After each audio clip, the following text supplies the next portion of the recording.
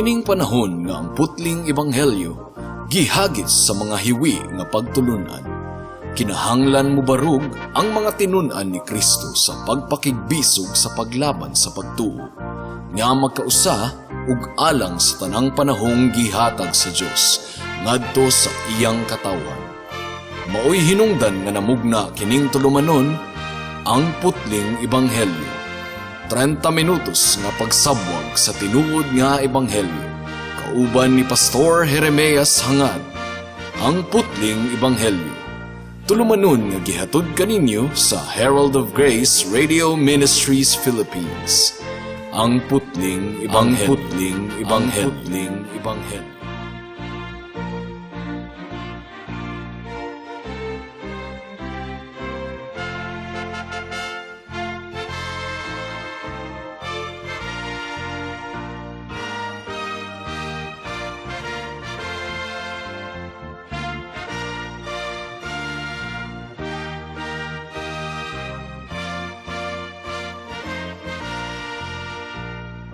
Mayong hapon, Dapitan City, Dipolog City, Zamboanga del Norte, Zamboanga Sibugay, Misamis Occidental ug kutob sa tanang gidala sa Ginoo sa pagpaminaw niining atong programa nga giuluhan og ang putling ebanghelyo. Kini ang inyong igsuon ug higala sa kahanginan si Pastor Jeremias Lauri Hangad sa Herald of Grace Radio Ministries Philippines, dinuyugan sa iglesia nga nag-sponsor niining atong programa, ang Salitran Covenant Bible Church sa Barangay Salitran, Dakbayan sa Dasmariñas, Probinsya sa Cavite.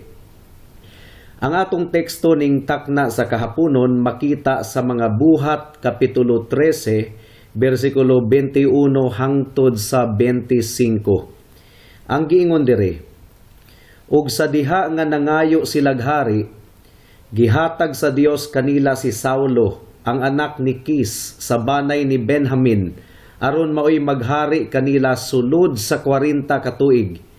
Sa dihang gipapahawa siya sa trono, si David gihimo sa Dios nga ilang hari. Kini ang giingon sa Dios mahitungod kaniya, nakita ko nga si David nga anak ni Jesse, usa ka tawo nga nakapahimuot kanako ug mubuhat sa tanan nga isugo ko kaniya. Gikan sa kaliwatan ni David, gipili sa Dios si Jesus aron magluwas sa katawhan sa Israel, sumala sa iyang gisaad. Sa wala pa muanhi si Jesus, nagwali si Juan ngadto sa tanang mga tawo sa Israel nga kinahanglang maghinulsol sila ug magpabautismo. Ug sa hapit na mamatay si Juan, miingon siya sa katawhan, "Kinsa ba ako sa inyong hunahuna? Dili ako ang inyong gipaabot, apan sunod kanako may muanhi, ug dili ako takos bisan gani paghubo sa iyang sandalyas." May the Lord bless the reading and hearing of His word. Ang Dios ang nagtuboy kang Saulo aron mahimong hari sa Israel. Mao kadto ang atong nakatuna ni adtong miaging semana. Ug ang Dios usab ang nagpapahawa kang Saulo sa iyang pagkahari. Tinuod gayod mga kahigalaan nga ang Dios, sumala sa nahasulat sa Daniel Kapitulo 2, versikulo 21, ang giingon diri, siya'y nagbuot sa dagan sa panahon. Paphaon niya ang mga hari, ug lain na usab ang iyang paharion. Gikan kaniya ang kaalam sa mga maalamon, ug ang kahibalo sa adunay panabot. Ug dugang pa, sumala sa Salmo Kapitulo 75, versikulo 7, siya maoy maghuhukom, iyang silutan ang uban, ug ang uban iyang pasayloon. Mao nga gipapahawa sa Dios si Saulo, ug gituboy si David aron maghari sa Israel. Ug matik din ninyo mga kahigalaan, ang testimonyo sa Dios mahitungod kang David. Ang giingon sa atong teksto, siya kuno nagpahimuot sa Dios ug mibuhat sa tanang gipabuhat niya kaniya. Malipayon gayud kaayo ang nasod kung ang pangulo niini nahigugma og nangalagad sa Ginoo ug nagbuhat sa iyang kabubuton. Ang mga Israelita nakasinati og kalinaw ug kauswagan sa termino ni David ingon nga hari. Tungod kay nagbuhat siya sa kabubuton sa Dios. Apan nasayod kita nga ang debosyon ni David sa Dios nabulingan sa iyang imoralidad kang Bathsheba ug sa iyang krimen nga nahimo sa pagpapatay niya sa bana ni Bathsheba nga si Urias. Ug bisan pa og naghinulsol si David sa iyang sala, natagamtaman gihapon niya ang hampak niini. Wala na gayud mibiya ang espada ug kagubot sa iyang panimuyo.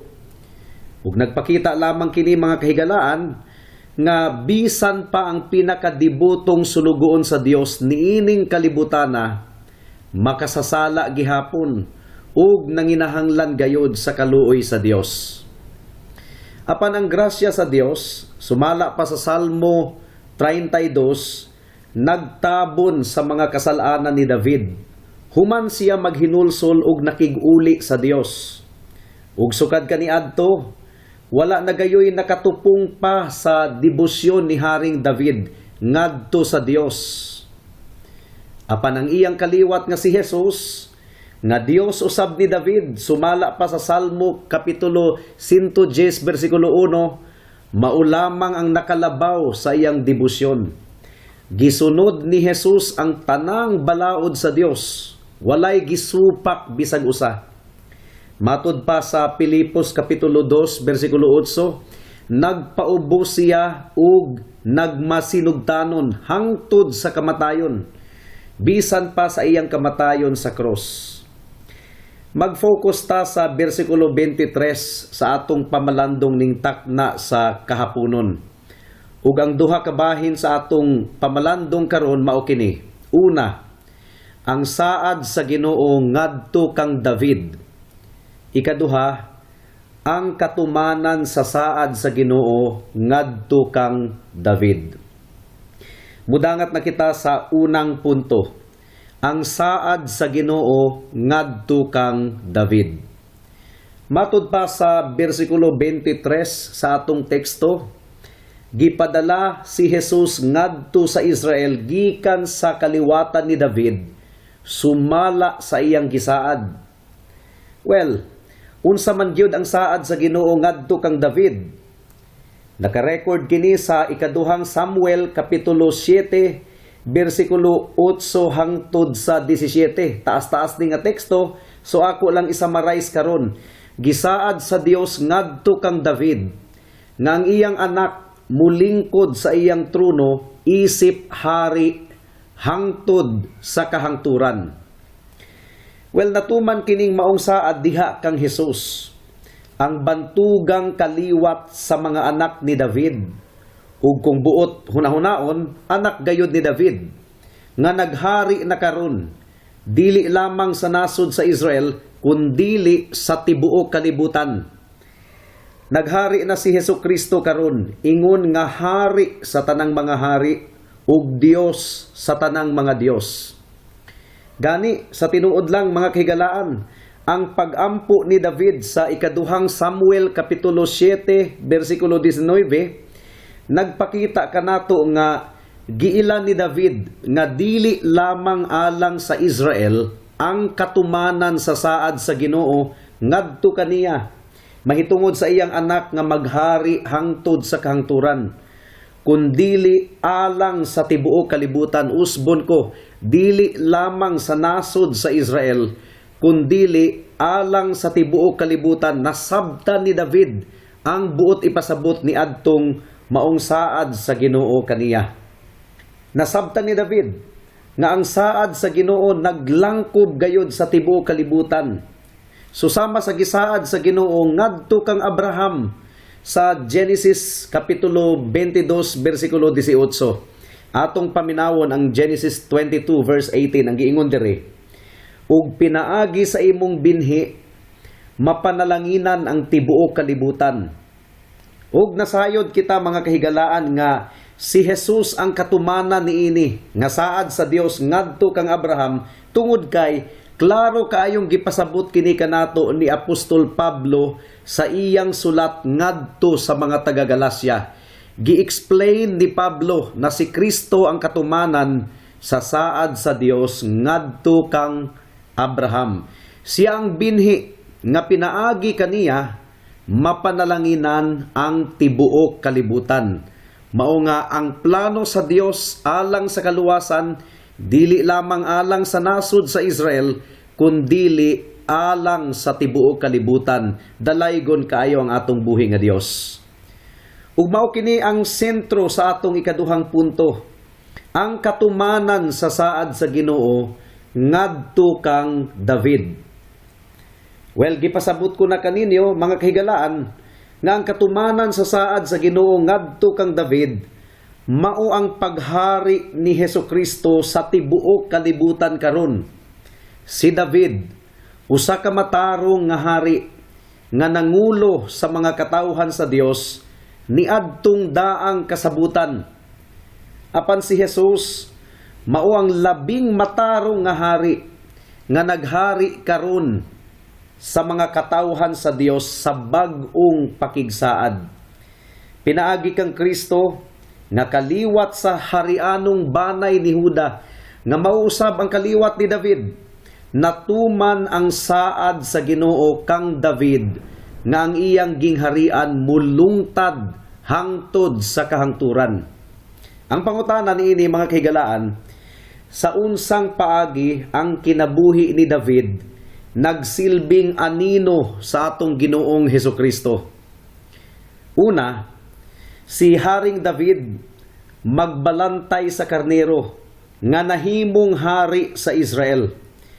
Mao kini ang kaambong sa paghari ni David. Mao kini ang kaanindot sa paghari ni David. Isip magbalantay sa karnero, maluluyon siya. Apan isip hari, isog siya nga manggugubat alang sa mga katawhan sa Dios. Masinugtanon siya sa Dios, ug ang iyang kinaiya nga miliwat sa Dios, klaro gayud kaayo nga gipakita ni Apostol Pablo sa atong teksto karon sa mga Buhat kapitulo 13 bersikulo 22. Taas kaayo ug mauswagon ug madaugon ang paghari ni Haring David. Ang iyang hustisya ug kaalam napamatud-an gayod sa iyang dinad-an sa mga lisod nga mga kahimtang nga iyang nasinatian isip hari. Ug dugang pa ang iyang kahangawa alang sa integridad sa pagsimba sa Dios, ang iyang debosyon sa balay sa Dios, ug ang iyang dako kaayong pagpangandam alang sa pagtukod sa templo sa Dios, nagpamatuod gayod sa iyang debosyon kang Jehova. Kung basahon ninyo ang libro sa mga Salmo, halos ang nagsulat ni ana mga kahigalaan si Haring David. Ingon ana niya gihigugma ang atong buhi nga Dios. Well, anino lamang si David sa atong Ginoong Hesukristo matud pa sa Biblia. Kung si David magbalantay sa literal nga mga karnero, si Jesus usab sumala sa iyang gipamulong sa Juan kapitulo 10, mao ang maayong magbalantay ug iyang gihalad ang iyang kinabuhi alang sa iyang mga karnero, ang iyang mga katawhan. Kung si Haring David adunay kahangawa sa balay sa Dios, si Jesus usab niadtong ang templo sa Jerusalem gihimong merkado sa mga katawhan.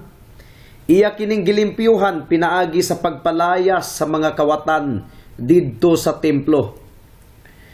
Si David magbalantay sa mga karnero, apan misulat siya sa Salmo kapitulo 23 bersikulo 1 nga si Jehova mao ang iyang magbalantay.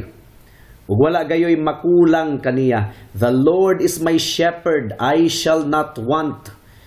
Can you imagine? Nagpanon ang mga karnero sa Dios, ang iyang mga katawhan, ug adunay mikalit lang og tungha nga leon nga andam nang musakmal kanila. Apan dili siya makaatake kanila tungod kay si Kristo man mao ang nagbantay kanila.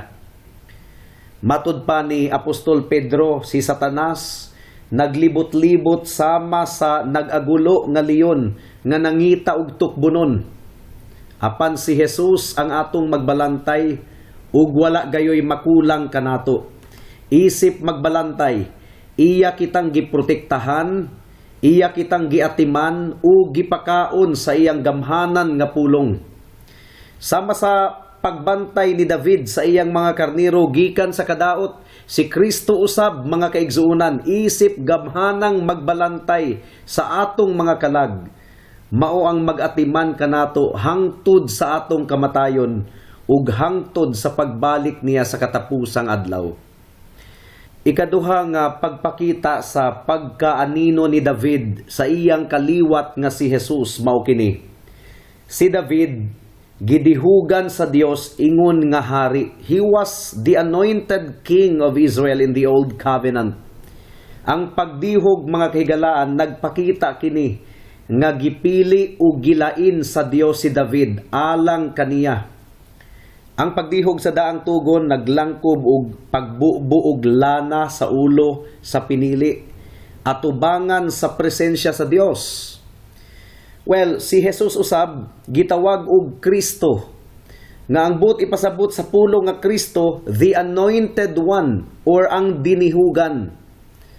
Ang pagka-dinihugan ni Kristo gipakita kanato sa mga buhat kapitulo 10 bersikulo 38 ug Lucas kapitulo 4 bersikulo 18. Ang pagdihog kang David, wala dayon masayri sa kadaghanan kung nagbasa mo sa daang tugon.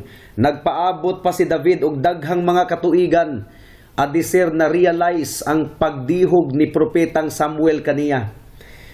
Gipaabot pa niya ang perfect timing sa Ginoo.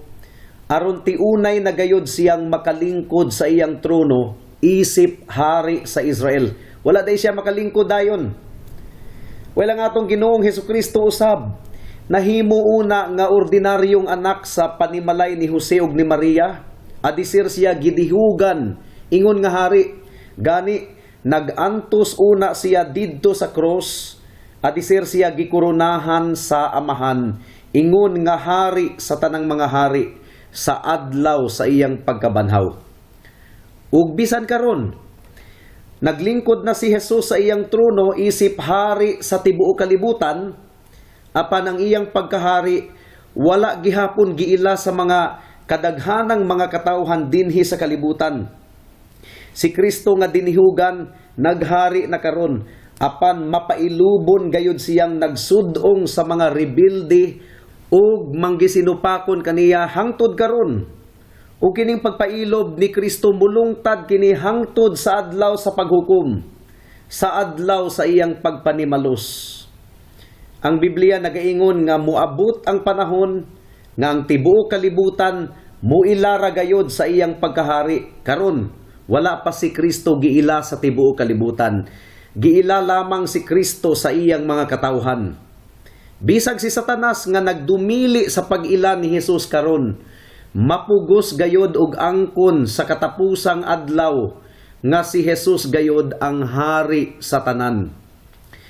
Ikatulo nga pagtandi kang David ug kang Jesus, mao nga pareho silang matarong nga hari. Si David naghari diha sa pagkamatarong ug si Hesukristo naghari gayod sa hingpit nga pagkamatarong.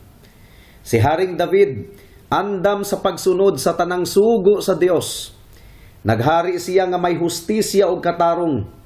Ug sa susamang paagi ug labaw pagayod, si Kristo ang hingpit nga matarong nga hari, nagkinabuhi sa pagsunod sa tibuok kasuguan sa Dios. Ug ang hingpit nga hustisya sa Dios iya gayong ipatuman sa adlaw sa paghukom. Karon padayon pang nagpailob si Jesus mga kaigalaan. Apan adunay utlanan ang iyang pagpailob, timan-in ninyo kini. Sa adlaw sa paghukom, iya gayong ibubo ang iyang tunglo ug kapungot sa tanang makasasala nga misalikway kaniya. Higala kung wala nimo mailhi si Kristo, kung hangtod karon nagdumili gihapon ikaw sa pag-ila ug pagpasakop sa iyang pagkahari. Hisayri higala, nga muabot ang adlaw nga dili na gayon ikaw makasupak pa sa iyang hustisya ug paghukom nga ipahamtang niya kanimo ingon nga hari. Mao nga karon pa lang dangop na kang Hesus ug pagpasakop kaniya ingon nga hari sa imong kinabuhi. Tamuri ang giingon sa Salmo Kapitulo 2, versikulo 11 hangtod sa 12 nga nagaingon, alagari ug kahadluki ang Ginoo. Pangurog kamo ug yukbuin ninyo siya, aron dili siya mapungot kaninyo ug pamatyon kamo, kay ang kasuko niya dali rang musilaob. Bulahan ang mudangop kaniya, aron iyang panalipdan. Busa igala, dangop kang Hesus. Ayaw og supak sa iyang otoridad, pagpasakop kaniya uban sa dakong pagpaubos. Ikaupat nga pagtandi kang David ug kang Hesus. Mao nga pareho silang manggialamon nga nagdumala ingon nga hari. In fact, si Hesus mas labaw pa kang Solomon diha sa tanang kaalam. Nganong dili man nga siya man ang tinubdan sa tanang kaalam. Paminawan ninyo ang giingon sa Kolosas Kapitulo 2, versikulo 3. Ang giingon diri, diha kaniya natago ang tanang bahandi sa kaalam ug kahibalo sa Dios. So si Kristo mao ang tinubdan sa tanang kaalam, kahibalo ug panabot. Gani niadtong 12 anyos pa si Hesus, nahibulong kaayo kaniya ang mga kadagkuan didto sa templo kung asa gikan ang iyang kaalam ug kahibalo.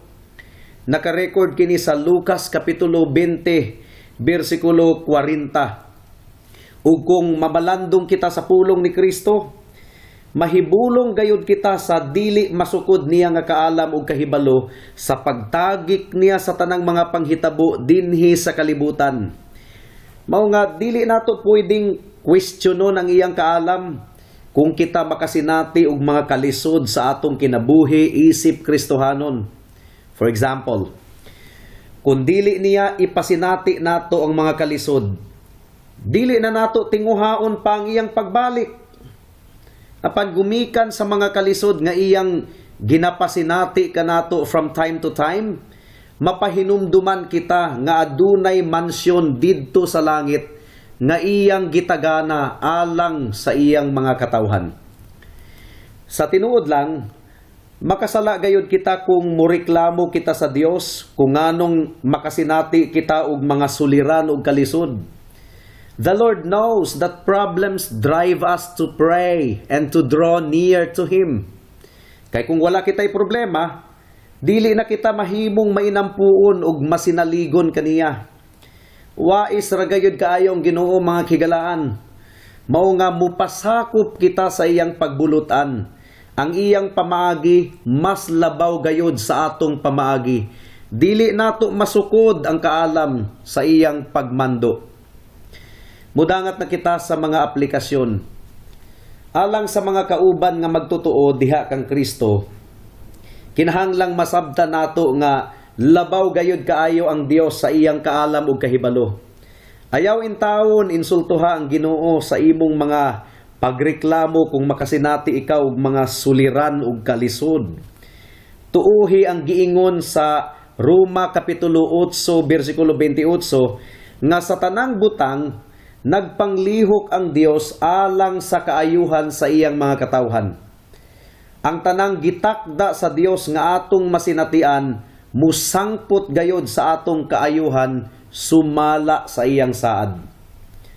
Ug alang sa mga higala nato nga wala pa kang Kristo, basin og apil kamo sa mga mitamay sa Dios pinaagi sa pag-ingon nga, kung ang Dios pa ang Dios, nganong iya mang gipasagdahan ang mga dautan nga mulampos? Nganong wala man niya pangsiluti sila? Ug tungod ni ana higala, inyo na siyang gitamay sa inyong kasing-kasing? Well, mga kahigalaan, hinaot nga masayran ninyo nga taas kaayo ang pagpailob sa Dios sa tanang mga makasasala. Unsaon na lang kahano, kung walay pailob ang Ginoo, wala gayoy maluwas bisag isa. Apan dalaygon kaayo siya mga kahigalaan. Wala niya gisilutan dayon ang mga dautan. naghatag pa siyag higayon nga sila maghinulsol sa ilang mga sala ug mudangup ngadto kaniya. Mao kini ang gibuhat sa Ginoo hangtod karon. Nagpailob gihapon siya. Bisan kanimo higala. Pila na ba kahigayon nga gibalibaran o gisalikway nimo ang Dios? Apan nganong buhi ka pa man hangtod karon? Kini tungod kay mapailubon ug maluluyon siya. Ayaw ug tamihiri ang pagpailob sa Dios higala. Wala siya nagtiaw-tiaw sa iyang pasidaan sa Roma Kapitulo 2, versikulo 4 hangtod sa 5 nga nagaingon, paminawan ninyo. O giabusuhan ba nimo ang iyang pagkamaluluyon ug pagka-mainantuson ug pagka-mapailubon? Wala ka ba masayod nga gikaluyoan ka sa Dios aron ka maghinulsol? Apan gahi kag ulo, busa gihimo mo ang kaugalingon mong silot nga labi pang dako unya sa adlaw nga ipadayag na ang kasuko ug matarong nga hukom sa Dios. Roma Kapitulo 2, versikulo 4 hangtod sa 5 sumala pa kang Apostol Pablo. O kini mga higala bugat kaayo nga mga pulong sa pagpasidaan. Imo lang ba kining baliwalaon? Dili ba nimo kinitag doon? Tagda kini higala. Pag hinulsol sa imong mga sala ug dangup kang Kristo, gilansang siya didto sa cross, gipaagas niya ang iyang dugo aron adunay basihan sa kapasayloan sa imong mga sala. Tungod kay kung walay pag-agas sa dugo, walay kapasayloan sa sala. Nagsaad ang Dios nga dili niya balibaran ang bisan kinsa nga mudangup kaniya. Busa, ayaw na og paglangan-langan pahigala. Tawag sa ngalan ni Jesus aron ikaw maluwas. Amen. Hangtod din hilang kita taman sa atong pagtuon karong taknaa tungod kay wala na kitay oras pa. Ako kamong padayon nga giimbitar sa pagpaminaw niining atong programa sa matag Sabado alas 4 hangtod sa alas 4:30 sa hapon dinhi sa Radyo Bibo. Daghang salamat.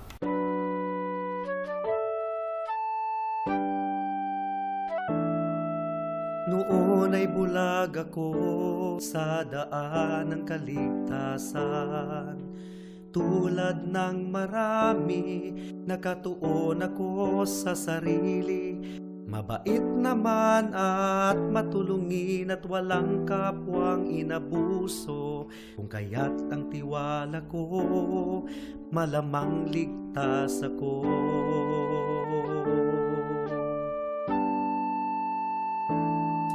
Ngunit ang isipan ko'y binuksan ng Panginoon. Bigat ng kasalanan ko'y pinakita niya sa akin. Dagdag pa ang aking puso, likas na sa Diyos ay umaayaw. Kung kaya't ako'y nabahala sa aking kaluluwa. Ano nga bang batayan ng katubusan at kaligtasan ng isang katulad kong makasalanan?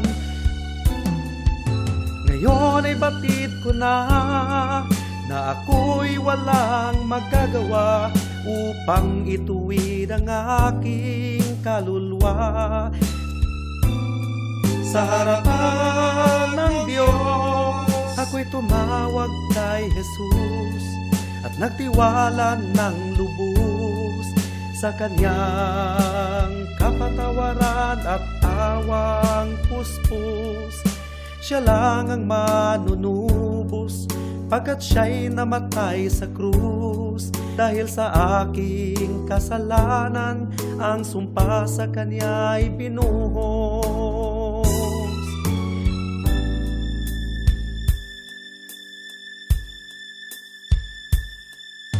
Ngayon ay tiyak ko na ang aking kaligtasan, aking nararanasan, tunay na kapayapaan. Ang puso ko'y binago niya, ang buhay ko'y inayos niya. Purihin si Jesus sa dakilang biyaya niya. Ang puso ko'y binago niya, ang buhay ko'y inayos niya. Purihin si Jesus sa dakilang biyaya niya. Alang sa dugang nga mga pangutana, mahimong mo text kang Pastor Jeremias Hangad sa 0935 744 3030.